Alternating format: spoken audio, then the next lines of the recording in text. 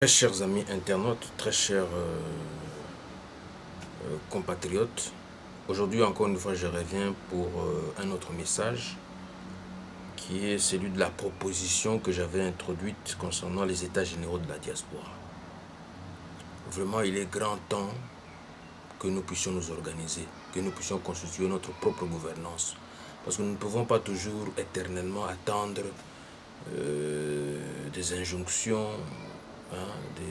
des autorités des pays d'accueil là où nous résidons, ou du pays d'origine. Non. Moi, je vois qu'il est très important que nous, de la diaspora, nous puissions vraiment prendre les choses en main.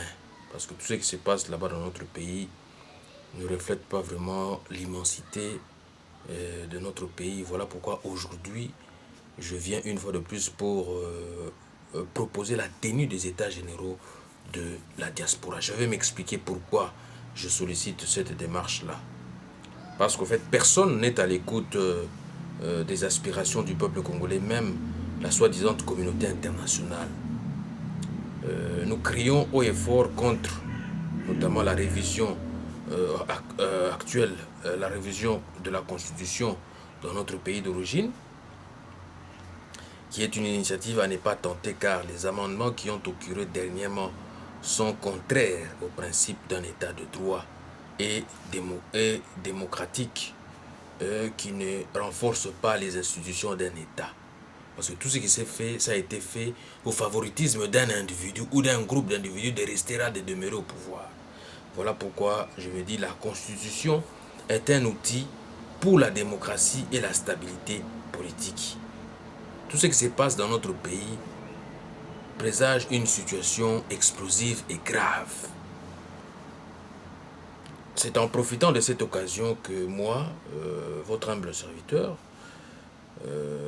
j'en appelle à toute la diaspora de procéder aux états généraux des Congolais de la diaspora afin de bien asseoir une nouvelle manière de se prendre en charge étant donné l'exclusion leur infligée une nouvelle fois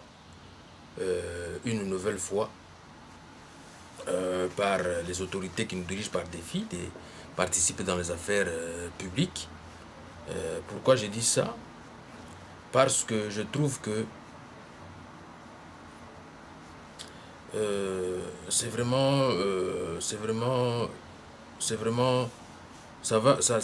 viole les principes d'un état de droit. Il y a des autres qui votent, il y a des autres qui ne votent pas. Donc, il y a ce que j'avais déjà dit et j'avais déjà prédit dans les précédentes tranches. Quand je suis passé sur ma chaîne, j'ai insisté là-dessus. Je me suis dit, il y a le crime d'apartheid qui se passe dans notre pays et l'apartheid électoral, notamment les Congolais d'origine qui résident au pays doivent voter. Mais nous qui, d'une manière ou d'une autre, nous participons à 100% à l'économie de notre pays d'origine, nous sommes exclus. C'est vraiment inexplicable. Voilà pourquoi aujourd'hui, je reviens encore une fois pour ce programme pour dire que je me réjouis en tout cas des élections à venir au sein de la grande famille de la diaspora congolaise afin de constituer des structures importantes d'action au but de coordonner toutes les revendications de la diaspora jamais prises en compte par les compatriotes du Congo profond et propose le cahier des charges comme suit. 1. D'abord, nous devons nous efforcer à vulgariser les droits de l'homme afin d'assurer à tous de vivre en paix à court terme, moyen terme et long terme. Parce que sans cela, c'est vraiment difficile. Vous vous rendez compte de tout ce qui se passe dans notre pays. Il y a des tueries, il y a des massacres au Kasaï, au Congo central, à l'est du pays, au Katanga, n'en parle même pas. Il y a des tueries, il y a des massacres qui se passent. Alors voilà pourquoi j'insiste beaucoup.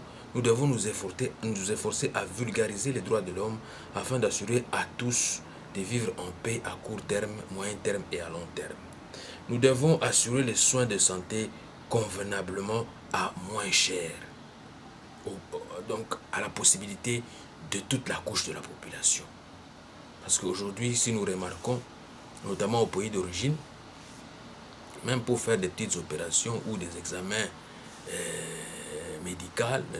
médicaux, je dirais, il y a des exclusions de la part de certains centres médicaux qui demandent à ce que vous puissiez normalement payer sans, sans le paiement de sous, il n'y a pas de soins. Voilà pourquoi je me dis que nous devons assurer les soins de santé convenablement à moins cher. Parce que la priorité, c'est quoi? C'est d'abord soigner et l'argent, c'est après. Parce que la santé n'a pas de prix.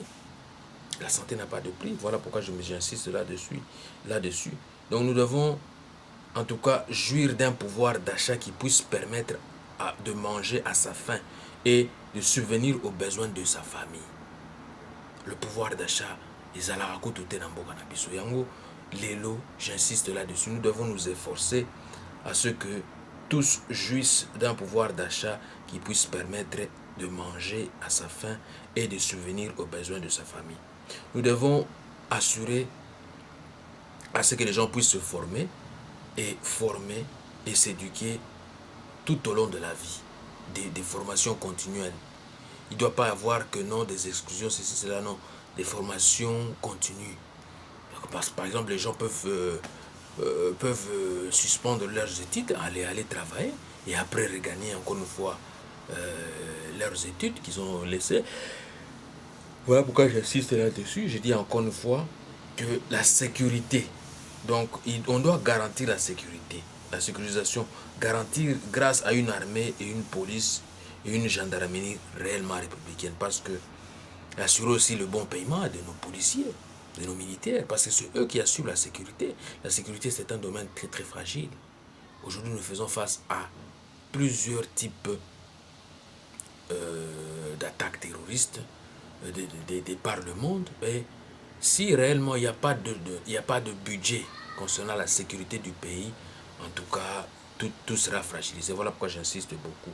Nous devons assurer la sécurité du pays en garantissant un budget adéquat qui est alloué au niveau de la défense, du ministère de la Défense. Et nous devons avoir une diplomatie intelligente, efficace en direction des pays frontaliers. Les pays-là, soi-disant qui nous agressaient ou qui continuent de nous agresser, nous devons vraiment disposer d'une diplomatie intelligente, une diplomatie dissuasive, une diplomatie de diversion qui, quand on nous attaque, elle sait comment vraiment réagir du coup. Elle sait comment défendre le pays. Voilà pourquoi je dis, nous devons relancer l'économie pour les 100 ans à venir en créant des emplois et des investissements, notamment ceux de la diaspora congolaise. Parce que la diaspora congolaise a tous les atouts, a tous les outils nécessaires pour venir investir au pays. Voilà pourquoi on doit vraiment faciliter les membres de la diaspora, les moyens de faciliter, de pouvoir venir investir au pays, de pouvoir importer, de pouvoir exporter aussi. Voilà pourquoi je me dis que nous devons relancer l'économie pour les 100 ans à venir. Il ne faut pas avoir des projets à court terme concernant l'économie du pays. Il faut avoir des projets. Donc déjà les projets sont là. Que ceux qui sont là, qui vont travailler pour les 5 ans, qui viennent, ou qui vont travailler pour les 5 ans encore, ils vont renouveler, ou qui seront sortis, que ceux qui viendront, il y a quand même les affaires courantes. On doit savoir les conduire. Voilà pourquoi j'insiste beaucoup que nous devons relancer l'économie pour les 100 ans à venir, en créant des emplois et des investissements, notamment ceux de la diaspora congolaise. Nous devons construire des infrastructures, routes, moyens de communication, dispensaires et hôpitaux, écoles, instituts supérieurs, universités, etc. Et à travers toute l'étendue du territoire national pour les 5 années à venir, tout en réhabilitant et en assurant le maintien en bon état des infrastructures déjà en place. Ce que nous avons déjà en place, nous devons en tout cas maintenir leur entretien. Mais parce qu'aujourd'hui, nous faisons face à 26 provinces. De 11 provinces, nous devenons 26. Donc il faut songer à ce que nous puissions construire de nouvelles villes, de nouvelles cités, de nouvelles districts, de nouvelles structures, de nouveaux tribunaux, de nouveaux tribunaux, de nouveaux, je dirais, centres médicaux, Parce que des 11 à 26 provinces, le pays est en train de s'agrandir. Alors on doit suivre. Si on ne suit pas cela, donc on est toujours en retard. Nous devons rétablir le droit de vote et d'éligibilité des Congolais de la diaspora aux élections générales du pays d'origine, notamment présidentielle, législative et sénatoriale, ne fût-ce que dans ces domaines-là. Si nous pouvons aller en profondeur, là, ce sera un peu plus tard, mais ne fût-ce que concernant la présidentielle, la législative et le sénatorial. Nous devons rétablir la vérité, nous devons rétablir en tout cas une commission de vérité et réconciliation. Parce que cette commission-là va nous permettre à ce que le pays a connu plusieurs conflits à plusieurs niveaux, notamment à l'Est, les conflits interethniques, les conflits fonciers. Mais pour qu'il y ait réconciliation, nous devons asseoir une commission vraiment de réconciliation pour que chaque ethnie, chaque peuple, chaque clan puisse vraiment se réconcilier, pour qu'il n'y ait plus, qu'on ne puisse plus parler des conflits armés, des conflits fonciers, des conflits interethniques. Il doit y avoir une réconciliation entre les tribus, entre les ethnies, quoi. Voilà pourquoi j'insiste pour qu'on puisse rétablir une commission vraiment de réconciliation, de vérité et de réconciliation. Nous devons nous doter d'un leadership clair, établi pour la représentation, afin de coordonner toutes les interventions et avoir une vision à long terme de la notion de l'État en s'identifiant réellement comme bannière et marque déposée que de suivre l'idéologie d'un parti qui existe déjà ou qui a déjà existé auparavant. Aujourd'hui, c'est le cas en France. Vous voyez ce qui se passe en France. Il y a le président actuel Emmanuel Macron qui est venu d'outre-mer, mais en une année, il a monté son parti politique, il a battu campagne et aujourd'hui, il est élu président de la République pour les 5 ans qui viennent. Donc c'est un exemple à suivre pour nous, peuple congolais. Nous ne devons pas toujours avoir la croyance ou avoir toujours la confiance à tous ces partis traditionnels qui existent.